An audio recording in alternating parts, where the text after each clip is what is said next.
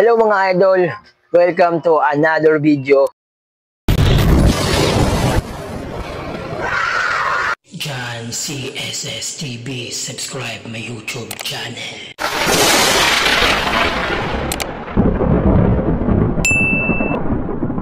Dahil sa dumadami na po ang ating mga gamit, na kung ano-anong gamit, small toolbox, yan po siya mga idol. At ang big toolbox. Yung bago ko pong order yan mga idol ng ating toolbox. At yan na po idol. Ito po yung ating Wadfo toolbox. So, bagong dating lang po yan mga idol.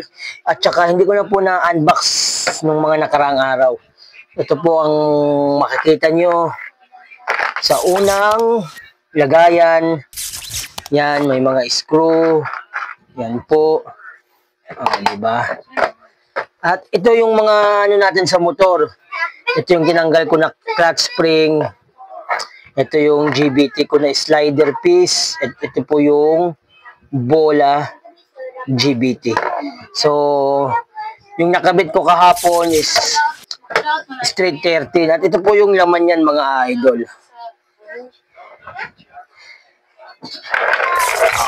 Piniplex ko lang po mga idol na syempre sa mga gamit, kailangan din natin ito kung gusto natin kung mga likot ng kung ano-ano. Diba? Ito po yung pangtanggal ng magneto mga idol. Ayan po. So, madami na po akong mga gamit. Invest din kasi importante din na may matutunan tayo sa pagtanggal ng motor o kung ano-ano mga ginagawa sa ating loob ng bahay, di ba? So, ito po yung sa mga idol, ito po yung bleeder kit.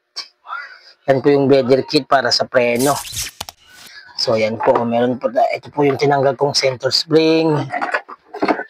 Kung ano, meron din po tayong mga iba't ibang klaseng plies, di ba?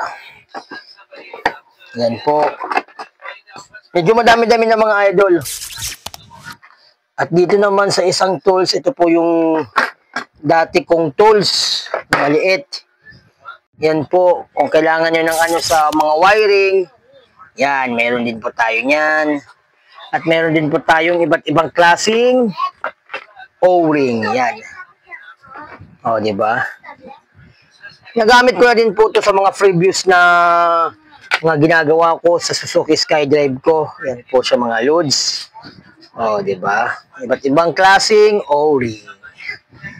So, ang gagawin natin mamaya sa motor is papalitan natin ng flyball mga idol kasi hindi po ako compatible sa kinabit kong flyball kahapon. Straight 13. Magko-combination po tayo ng flyball. Ang 13 grams at 15 grams. So, itong dalawang flyball na to, dalawang klase na to, ito ay combination ng 14 to 15 grams. Yan po siya mga loads. So, napudpud na po siya. Pero, 1 week lang po ito ha. Yan. 1 week ko lang po nagamit yan. So, lahat po yan wala na siyang number. So, may number po yan dito. May number po yan dito. So, paano po natin to malalaman kung anong grams po itong 6 na to? So, paano natin malalaman kung anong mga grams po ito? Siyempre, gagamit din po tayo ng gold scale. Wow! Yan. Dito natin malalaman kung ano-ano ang mga timbang nitong 6 na flyball. So, ito po siya mga idol. So, titimbangin natin siya ng mga idol, Yan. Ito po ay 13 grams. 14 grams kasi ano na po siya, meron na po siyang point. So, 13 grams. Ito is 15 grams. 15 grams. Ito is 15 grams. So, ito 14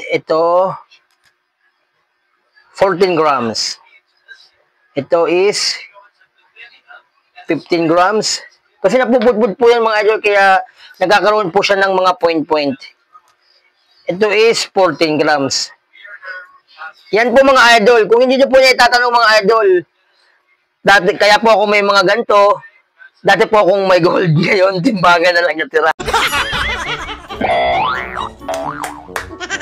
At mamaya po mga idol, ipapakita ko po sa inyo kung paano po magkabit ng tamang panggilid. Kasi meron pong mga panggilid or meron siyang tamang pagpakabit mga idol. Kasi pag hindi mo siya natama, tatalsik po yan. So madadamage po yung ating crankcase. So ipapakita ko na sa inyo ngayon. Sa pagkabit po ng drive phase mga idol, ganito po yan, no? So dapat natin tandaan na yung mga ngipin na yan mga idol, no? Yan.